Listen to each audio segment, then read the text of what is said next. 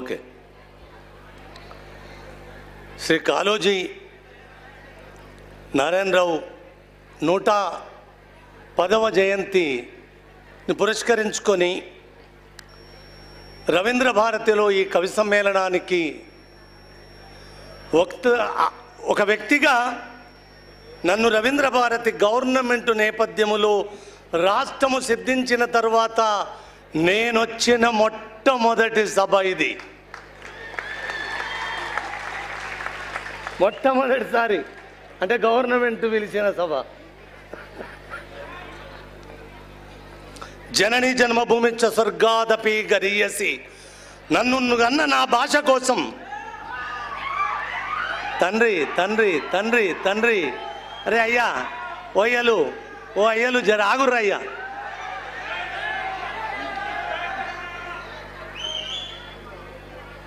మీరు ఒక్క అరుపు అరిచినా నేను మైకును వదిలేస్తా. కాసేపు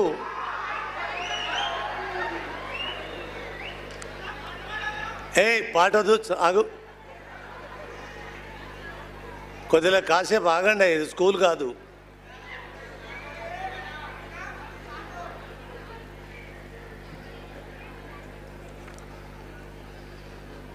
ముఖ్య అతిథిగా జూపల్లి కృష్ణారావు గారు, మినిస్టరు. వినమ్ర నమస్కారాలు సార్. టూరిజం సాంస్కృతిక శాఖ మరియు ఎక్స్చేంజ్ శాఖ మినిస్టరు. ఉద్యమంలో కలిసిన మనం ఈ రీతిగా ఈ వేదిక మీద కలవడం చాలా సంతోషంగా ఉన్నది సార్.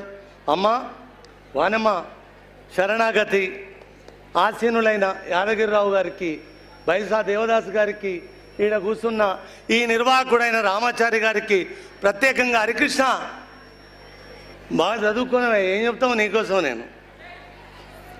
పుట్టుక నీది, సావు నీది, బతుకంతా నా తెలంగాణది అని కాళోజీ నినాదము తనకే 100కి 100 బాళ్ళు సరిపోతుంది. జయప్రకాష్ నారాయణ గారు మరణించినప్పుడు చెప్పిన ఏయ్ అగురాయ్ ఏములలి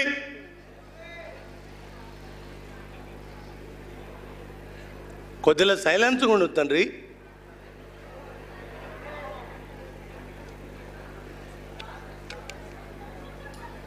జయప్రకాష్ నారాయణ మరణించినప్పుడు పుట్టుక నీది, సావు నీది, బతుకంతా దేశానిది అన్న ఈ నినాదము ఆ కాళోజీకే 100కి 100 బాళ్ళు సరిపోతుంది. పుట్టుక నీది, బతుకు నీది, బతుకంతా తెలంగాణది అని వెలుగెత్తి వేల కంఠాలు వర్ధిల్లేలా నినదించిన కాళోజీకి నిజంగా కవిగా కైమోడ్పులు. జై తెలంగాణలు, జై తెలంగాణలు.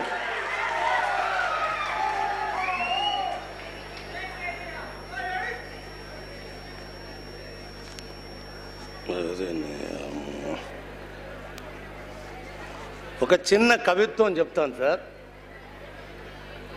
ఉన్నా మాట్లాడాలంటే ఇలా రోజంతా మాట్లాడచ్చు, కానీ కాదు. ఒక వేదిక ప్రామాణికత ఉన్నది, కానీ దాన్ని పాటిస్తాం.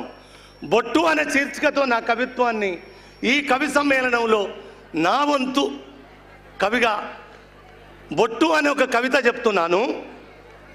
అల్లన తూర్పు దిక్కు. అరే తండ్రులు, నీ దండం పెడితే కాసేపు ఆగండి. ఓయా జరసేపు ఆగండి నాన్న. అల్లన తూర్పు దిక్కు బల్లున తెల్లవారంగా వేకువమ్మ తను కనురెప్పలను విప్పారుస్తూ లోకమంతట వెలుగులను వెదజల్లుతున్న వేళ అదిగదిగో స్వర్ణ మయూకము భూతలాన్ని ముద్దాడుతున్నప్పుడు ప్రకృతి మాత తన పొత్తిళ్లల్లోకి ఎత్తుకొన్న పొద్దుపొడుపు. ఆ పొద్దుపొడుపునే మాయమ్మ తన నుదుట బొట్టుగా పెట్టుకున్నదేమో. ఆదిమ కాలము నుంచి ఆధునిక కాలం వరకు ఆదిమ కాలము నుంచి ఆధునిక యుగం వరకు కొత్తగా కొని తెచ్చుకున్నది కాదు ఈ బొట్టు. మా అమ్మ పైన బొట్టు.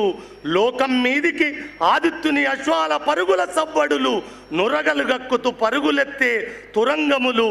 అమ్మా నీకు శరణాగతి చెప్పుతూ చేదతీరుతున్న వేళ నిద్రావస్థలోని ప్రాణికోటిని గగనాంతర సీమల్లోకి రెక్కలు విసిరి దిక్కులకు దిగంతాలకు దివిటీలయ్య వేళ పుడమి తల్లి పురిటి నొప్పులు పడుతున్నప్పుడు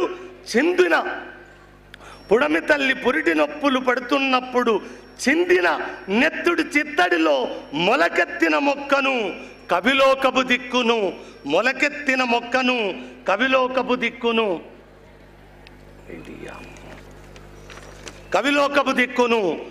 ఒక దిక్కున వేల కొలది గబ్బిలాల గుంపులు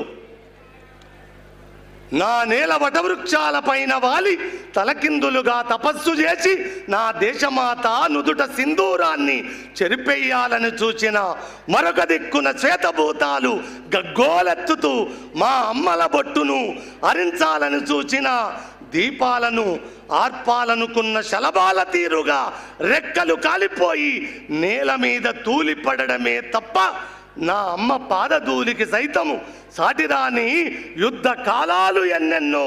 కాలము కత్తుల వంతెన పైన నా నేలను గెలవాలనుకోవడం ఎవ్వడి తరం? నా అమ్మ ఒడికి